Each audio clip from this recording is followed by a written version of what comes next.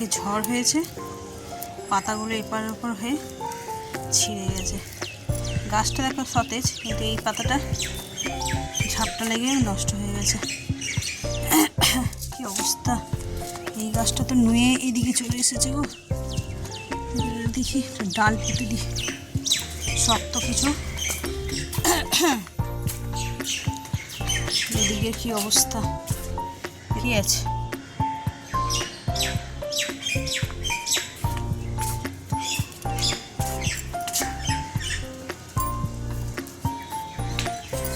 এই প্লাস্টিকটা কালকে ঝড় উঠেছে যখন, ও মাথা থেকে এই মাথা উড়ে উড়ে বেড়াচ্ছে।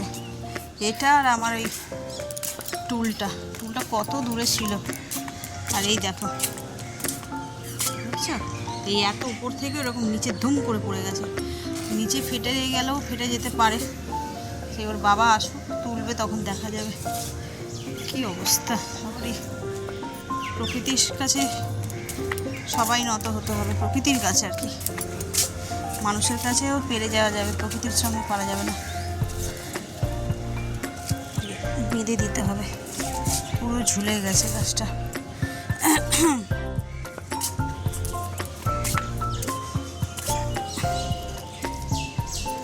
কত বড় হয়েছে দেখো, জল পেয়েছে, বেশ বড় হয়েছে। আমার তো ভয় লাগছিল এই শ্বেত করবিটা নিয়ে, তারপরে দেখলাম রাত্রিবেলা এটা বাঁধা রয়েছে, তাহলে আর পড়বে না। শুভ সকাল বন্ধুরা, নতুন একটা দিনে নতুন সকালে আপনাদের সকলকে স্বাগত জানাই আমার বঙ্গমা চ্যানেলে। কালকে রাত্রিবেলা একরকম রূপ, আজকে সকালবেলা একরকম রূপ। একদম ঝাঁ চকচকে আকাশ আর ঝলমল করছে রোদ্দুর। ঘড়িতে বাজে 9টা। উঠেছি অনেক সকালবেলায়, ভাবলাম তাড়াতাড়ি করে রান্নাবান্না করবো, কি ছাদে আসবো, ছাদের কি অবস্থা একটু দেখতে হবে, এই ভেবে তাড়াতাড়ি উঠলাম। কিন্তু হঠাৎ ফোন, টগরি আসবে না। টগরি মানে যে আমাদের সকালে কাজকর্মগুলো করে দেয় আর কি। দেখো দাঁড়াতে পারছি না ছাদে, এত রোদ্দুর উঠেছে। তো আসবে না, ফোন করলো। যথারীতি এত কাজ সব মাথার উপরে পড়লো। এই সাইডটা আমি করলাম, অনেক বাসনও ছিল। এখানে মা একটা ফুল তুলতে ভুলে গেছে, এত কোণের ভিতরে হয়েছে না, দেখতে পাইনি। যে পিঙ্ক কালারের জবা,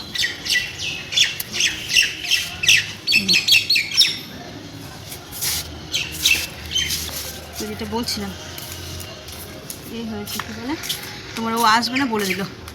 ও তো বলে খালাস, কিন্তু এত কাজ এই করে উঠলাম 9টা, জাস্ট ভাতটা বসি আর আসলাম। তাকানো যাচ্ছে না, এত রোদ্দুর। তো চলো আজকের দিনটাকে এখান থেকেই দারুণভাবে শুরু করি, আমার ছাদ বাগান থেকে। কালকে এত ঝড় হয়েছে দেখে বেশ টেনশন হচ্ছিলো যে আমার এই সবজি বাগান না উড়ে চলে যায়, কিন্তু না, ঠাকুরের আশীর্বাদে কিছু হয়নি তেমন। মানে সবজি বাগানে কিছু হয়নি, শুধু এই টবগুলোর একটু ক্ষতি হয়েছে, দুমদাম করে পড়েছে। সব দেখছি এখন তুলে দিয়েছে, মেজদা সকালবেলায় এসেছিলো, ছাদে তুলে দিয়েছে। না এই দেখো, আমার লাউ গাছও মনে হচ্ছে ভেঙে গেছে, দুমড়ে মুজড়ে গেছে। এই যে এইখানটা থেকে এই ডালটা, কি আশ্চর্য, এইখানটা পুরো মুচকে গেছে, দেখতে পাচ্ছ? দেখি ওটা মনে শুকিয়ে যাবে। এই একটা ডাল নিচে,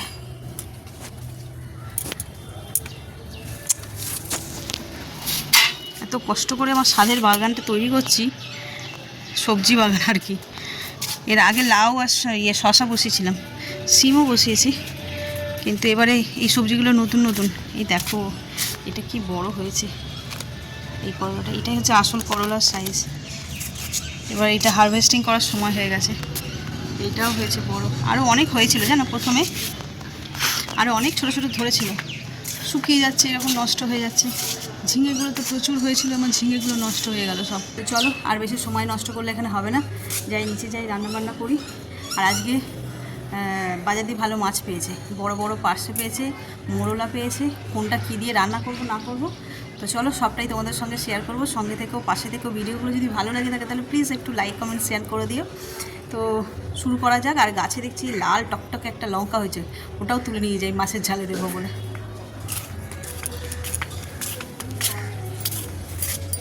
লঙ্কাগুলো, এই গাছের লঙ্কা খুব ঝাল হয়, অনেক লঙ্কা ধরেছে।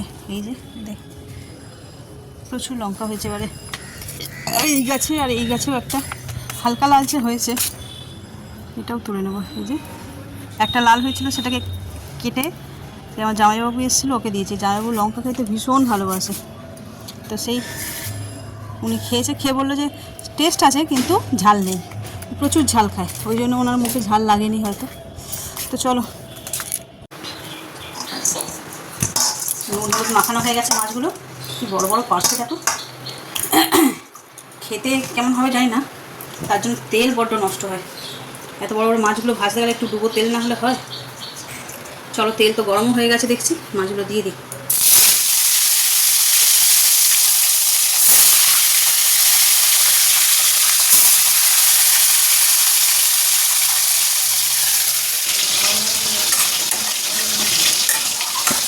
এদিকে মাছের ঝালটা করবো বলে মশলা করছি, আর এদিকে মাছ ভাজছি।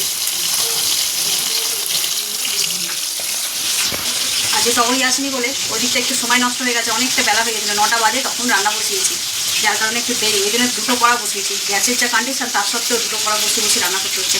আর ইন্ডাকশানে করতে গেলে সেই বাইরেটা বসাতে হচ্ছে, ওইখান থেকে এসে এখানে রান্না করা, ওখানে রান্না করা সম্ভব না। ওটা একা মানে বিকেলের দিকে রান্নাটা ইন্ডাকশানে করবো। মাছের ঝাল আমার রেডি হয়ে গেছে, আর এই গাছের লঙ্কাগুলো দিয়ে দিয়েছিলাম। চলো, অনেকটা দেরি হয়ে গেছে, ওদের দিয়ে দিই আগে। মাছের ঝাল তো হয়ে গেছে, এবার চুনো মাছটা একটু ভেজে নিচ্ছি। এটা এখন একটু আধ ভাজা করে রাখবো, যেহেতু একটা মাছের ঝাল হয়েছে, আবার একটা মাছের ঝাল খাবে না মা, সেই জন্য এটা ডাল দিয়ে ভাজাই খাবে। এটা আধ ভাজা করে রেখে দেবো।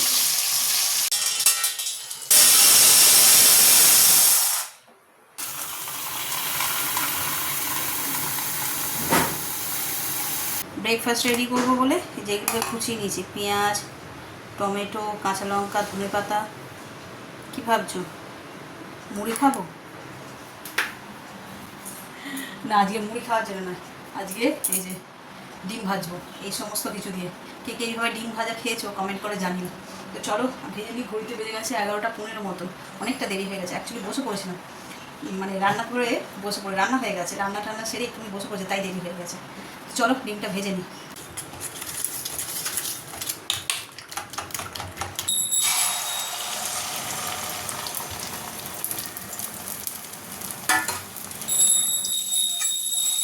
সুন্দর ডিম ভাজা রেডি, একবারে উল্টাতে পারলাম না, ভেঙেই গেল। অনেকটা ঠিক হয়ে গেছে না এই জিনিসগুলো দেওয়ার জন্য। চলো, এবার তুলে দিই, নিয়ে খেয়ে নিই। এইদিকে একটু চা করলাম, বাবা খাবে।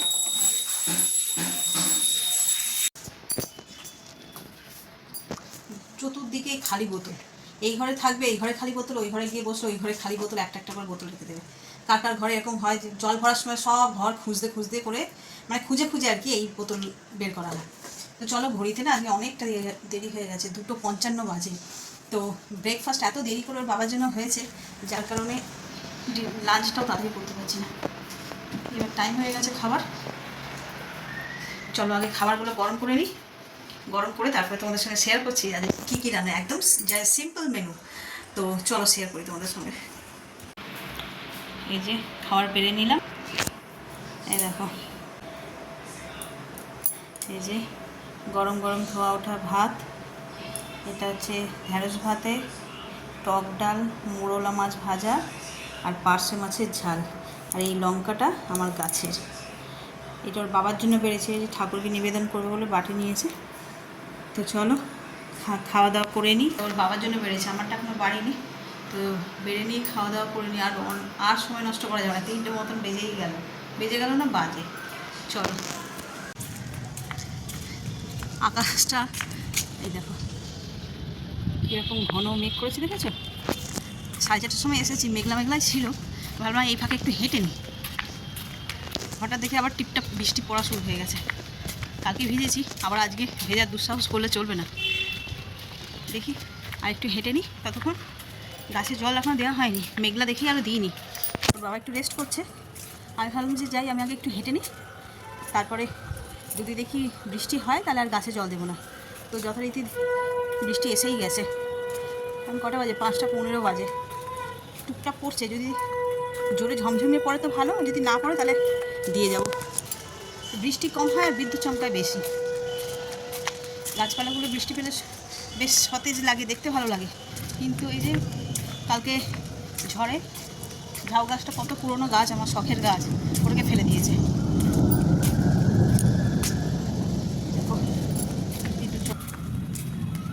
গাছে তারা জল দেওয়ার দরকার নেই। আর এবারে আমার জিনিস যখন ফুটছে না তখন ঠিক দেখতে এরকম লাগছে। এবার আমি ভাবছি বাবা এই কী পাতি লাগছে দেখতে, তারপরে 2-3 দিন পরে ঠিক এরকম হয়ে যাচ্ছে বড় বড়। এই একটা কালার, এইটাতে খুব সুন্দর হবে মনে হচ্ছে, লাল রঙের একদম। আর এটাও হয়েছিল এরকম একটা বেবি পিঙ্ক কালার মতন হয়েছিল, আস্তে আস্তে কত বড় হলো, বেশ ভালো লাগছে। ক্যামেরার কালারটা ঠিক বোঝা যাচ্ছে না, এই মিডিল পোর্শনটা একটু সাদা সাদা মতন আর বাকিটা পিঙ্ক কালার। আর কোনটা কোন কালারের হয়, এই একটা কালার, ভ্যারাইটিস। প্রথমে যখন হচ্ছিল গাছগুলো বেশ বড় বড়, ফুলগুলোর কুঁড়ি বেরোতেই চাইছে না। তো আমি ভেবেছিলাম যে গত বছরে যে গাছগুলো আমি ফুল সমেত কিনে এনেছিলাম সেগুলো সাইজে ছোট, কিন্তু কী বলতো সে ডবল পাপড়ি, সিঙ্গেল পাপড়ি না। আর কেমন একটা প্লাস্টিক মতন লুকটা ছিল, তো দেখতে বেশ ভালো লাগতো। আমি ভাবছিলাম আর কি এবছর তো আর গাছ কিনে আনতে পারিনি, বা দিল না ওরা, দানা নিয়ে আসলাম, পুঁতলাম, কী জানে কীরকম কী হবে না হবে। তা এখন দেখে মনে হচ্ছে এগুলো যখন ফুলে ভরে যাবে, একটা ফুল এরকম লাগছে মানে বিদ্যুৎ চমকালে কি ভয় লাগে, একটা ফুল এরকম লাগছে। যখন এইখানে কটা গাছ আছে না, 1 2 3 4 5 6 7 8 9টা, হ্যাঁ 9টা গাছ আছে। 9টা গাছে যখন ফুলে ভরে যাবে তখন এই দৃশ্য মানে কি বলবো, ভগবানের কাছে ডাকতে যেতে হয় ভালোভাবে। সূর্যমুখীগুলো তো সব সিল করে নষ্ট হয়ে গেল, একটা গাছই বেঁচেছে। আর এই ফুলগুলো আরও মনে 2-3টে ছিল, সেগুলো মরে গেছে। যা মানে গাছ এনে বসালেও এরকমই হয়, ধরো তুমি 10টা গাছ এনেছো, তার মধ্যে তো 2-1টা মারা যাবে। তো আমি দানা পুঁতেছি, মানে দানা ফেলে করেছি, তো যাতে যা হয়েছে তার মধ্যেও 2-1টা মারা যায়। সকালে তো দেখেছো মটর ভিজিয়েছিলাম, এই যে নারকেল নিয়ে নিয়েছি, নারকেল দিয়ে বানাবো যে ঘুগনি। চলো, আর আজকে সেই ঝড় বৃষ্টি দেখালাম বিকেলবেলায়, কালকের মতন অত সাংঘাতিকভাবে হয়নি, হালকা ঝড় বৃষ্টি হয়ে বন্ধ হয়ে গেছে। একটু একটু মাঝে মধ্যে হাওয়া দিচ্ছে বলে এই জানলাটাকে বন্ধ করে গেছি। আর সেই রকম গরম লাগছে, একে জানলা বন্ধ, চিনি চালাতে পারছি না ভিডিওর জন্য, আর এই গরমের তাপ উঠছে। চলো, ঘুগনি করতে বেশি সময় লাগে না, মশলাটা কষিয়ে নিলেই ব্যাস। আর মটর আমি চা করতে যাওয়ার সময় সিদ্ধ করে রেখেছি।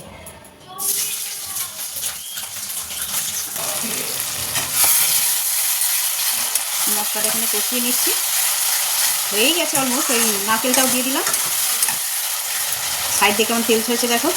এরপর মটরগুলো দিয়ে দেবো, আর নুন, মিষ্টি, লঙ্কা গুঁড়ো, জিরে গুঁড়ো, আদা, রসুন, কাঁচা লঙ্কা পেস্ট, টমেটো আর পেঁয়াজ, এই তো ঘুগনির মশলা। এর আগেও তোমাদের দেখিয়েছি, এর আগে মনে হয় মাটন কিমা দিয়ে করেছিলাম, হ্যাঁ। আর আজকেরটা নারকেল দিয়ে, এটাও কিন্তু মন্দ লাগে না, নারকেল দিয়ে করলে না কেমন একটা তোমার মেলার ঘুগনির মতো মনে হয়। মেলার ঘুগনির স্বাদ কেউ পাবে না, ঘরে যতই ভালো করে রান্না করো।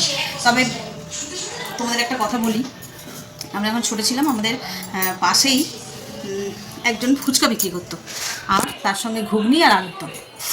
তো সেই যে মেলার ঘুগনির সিক্রেট রেসিপি কি জানো, দেখতাম যে নুন আর হলুদ দিয়ে শুধু মটরটাকে সিদ্ধ করে নিত, শুকনো শুকনো করে ওই থালার মধ্যে এরকম করে তাল করে রাখতো, এইটুকুনি কিন্তু, ওই তালটার ওইটুকুনি।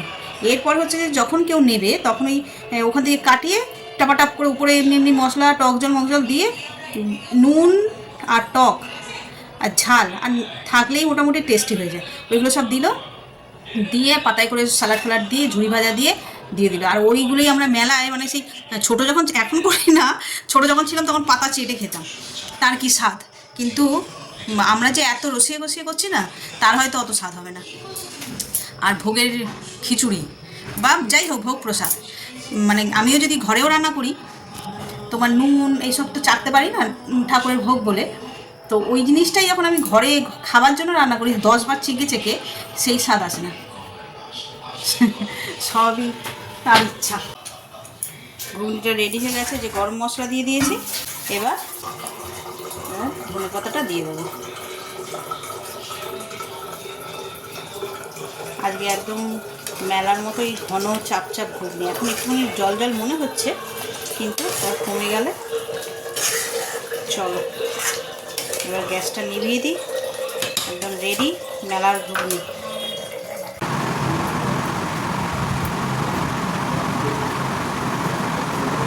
হচ্ছে না না, ঝড় বৃষ্টির জন্য নাকি? এখন তো ঝড় বৃষ্টি সন্ধ্যাবেলা যা একটুখানি হয়েছে।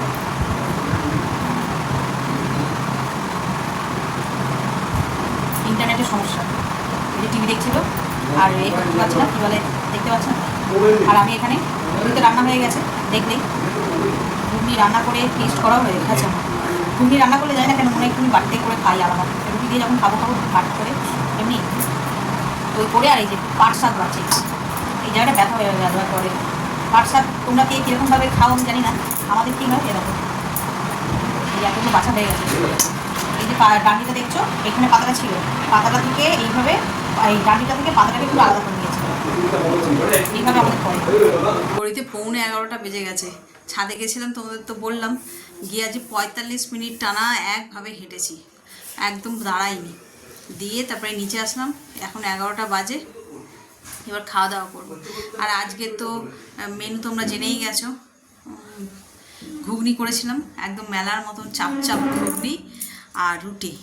তো চলো, আর আমি এই যে স্যালাড কেটে নিয়েছি, আর এই যে একদম চাপ চাপ ঘুগনি, এর মধ্যে আর দিইনি, আমি এইভাবে কেটে নিয়েছি। তো চলো খাওয়া দাওয়া কমপ্লিট করে এবার শুয়ে পড়ি। আর ওয়েদারটা এত ভালো না, শুলেই ঘুম এসে যাবে। তো আজকের ব্লগটাকে এই পর্যন্তই রাখছি। এত পর্যন্ত দেখে যদি ভালো লেগে থাকে তাহলে please like, comment, share and subscribe. সকলে ভালো থাকবেন, সুস্থ থাকবেন।